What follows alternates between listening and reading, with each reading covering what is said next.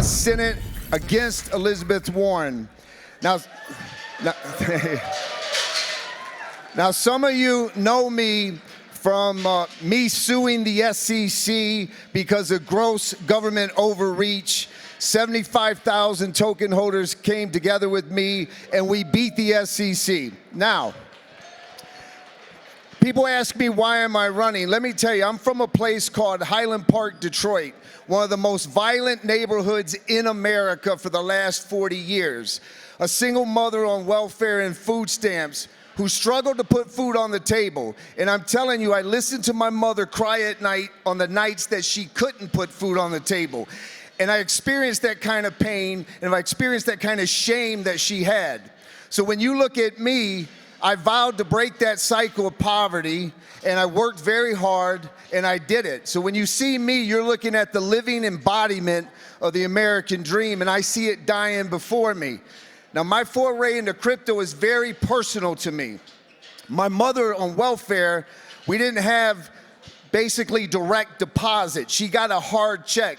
And the banks, as you know, put fees on you if you break the minimum deposit. She couldn't afford to keep $10 or whatever it was. So the predatory banks, of course, just add fees. So my mother at 9, 10 years old, I watched her go to the check cashing stores that you see in the hood. And I listened to my mother beg them to take only half of the fee. When I was in college and I wanted to send my mother money home to help with my younger siblings, I had to go through Western Union. I had to go through MoneyGram, and they took 10, 12%.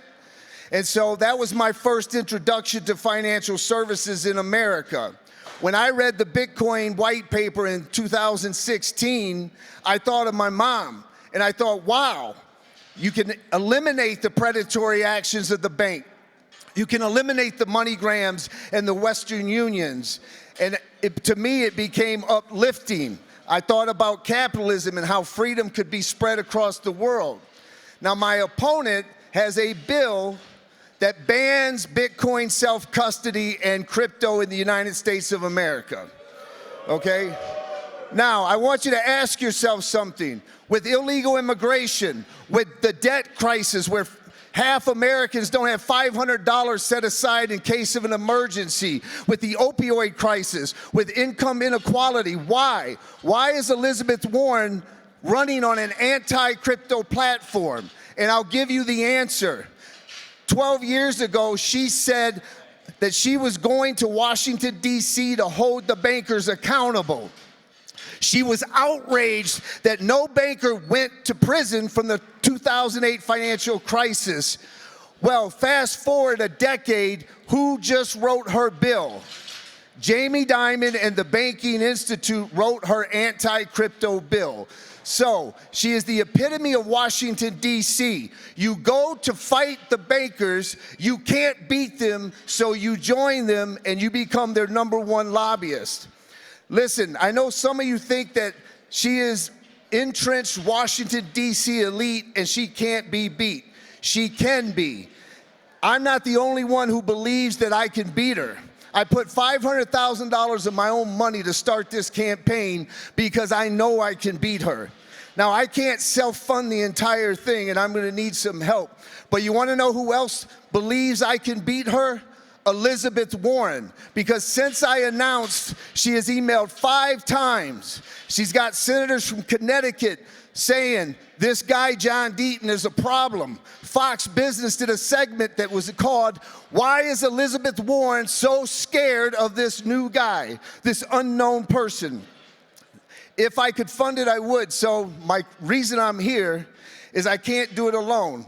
And it's not my strength to ask for help. Trust me, it's probably my weakest part of being a candidate, but I have to get better at it. So I'm asking you to help me.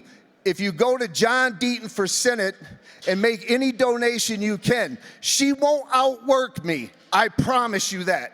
She'll outraise me, but if I'm competitive, I'm gonna win this race. And if you go to John Deaton for Senate, you could donate regular, but I also accept crypto through Coinbase Commerce, MetaMask, or whatever. So That's all I want to say. I know they're getting ready for RFK Jr., but thank you for having me, and I'll see you in D.C.